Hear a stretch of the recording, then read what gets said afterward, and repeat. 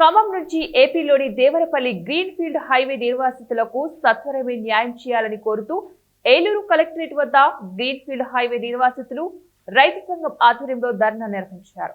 ఈ సందర్భంగా రైతు సంఘం నాయకులు కె శ్రీనివాస్ మాట్లాడుతూ గ్రీన్ ఫీల్డ్ హైవేకు ప్రస్తుతం భూ నిర్వాసితులకు న్యాయం చేయాలని డిమాండ్ చేశారు. సర్వీస్ రోడ్లు లేకపోవడం వల్ల రైతులు ఎంతో ఇబ్బందులు ఎదుర్కొంటున్నారన్నారు. రైతులు ఎవరైనా పొలాలు అమ్ముకుందామన్నా సరైన రోడ్లు లేకపోవడం వల్లే ఎవరూ రావటం లేదని ఆవేదన వ్యక్తం చేశారు. గతంలో అధికారులు రైతులకు నచ్చచెప్పే విధంగా ప్రస్తుతం ఏ పని జరగట్లేదని, ఇప్పటికైనా భూ నిర్వాసితులకు సగం న్యాయం చేయాలని డిమాండ్ చేశారు. సహాయ కార్యదర్శి ఈరోజు గ్రీన్ ఫీల్డ్ హైవే భూ నిర్వాసిత రైతుల చెలో కలెక్టరేట్ ధర్నా కార్యక్రమాన్ని ఏలూరులో నిర్వహిస్తూ ఉన్నాం. ప్రధానంగా ఖమ్మం నుండి దేవరపల్లి వరకు నిర్మాణం జరుగుతున్న గ్రీన్ ఫీల్డ్ హైవేలో రైతాంగం అట్లాగే ఆయా గ్రామాల ప్రజలు అనేక ఇబ్బందులు పడుతూ ఉన్నారు.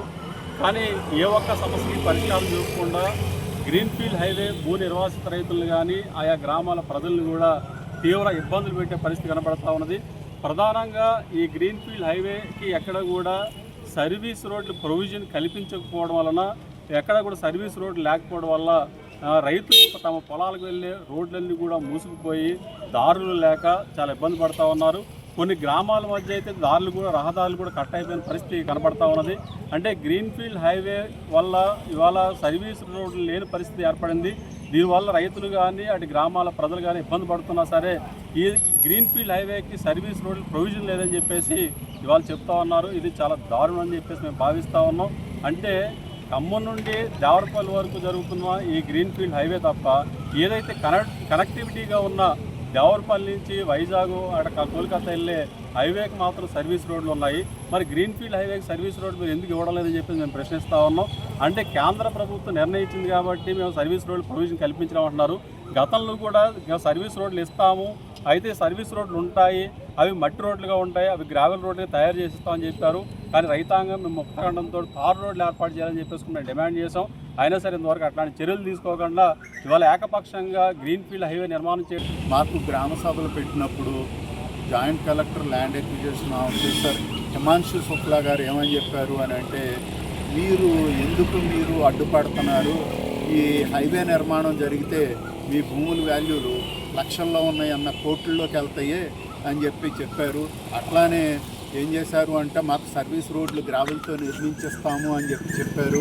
ఇప్పుడు ఏంటి అని అంటే ఈ సర్వీస్ రోడ్డు పూర్తయినంతసేపు మమ్మల్ని ఈ మాయమాటలు చెప్పి మాకు 2013 ల్యాండ్ ఎక్విజిషన్ యాక్ట్ ప్రకారం పరిహారం చెల్లించకుండా, ఆ 2013 యాక్ట్ ఏం చెప్తుంది అని అంటే ఫస్ట్ అక్కడ సోషల్ ఇంపాక్ట్ అసెస్మెంట్ ఏంటి, రైతులకి ఈ ప్రాజెక్టు చేపడితే అక్కడ ఉన్న రైతులకి ఏ విధమైన ప్రాబ్లం ఉంటుంది అనేది తెలుసుకోవాలి.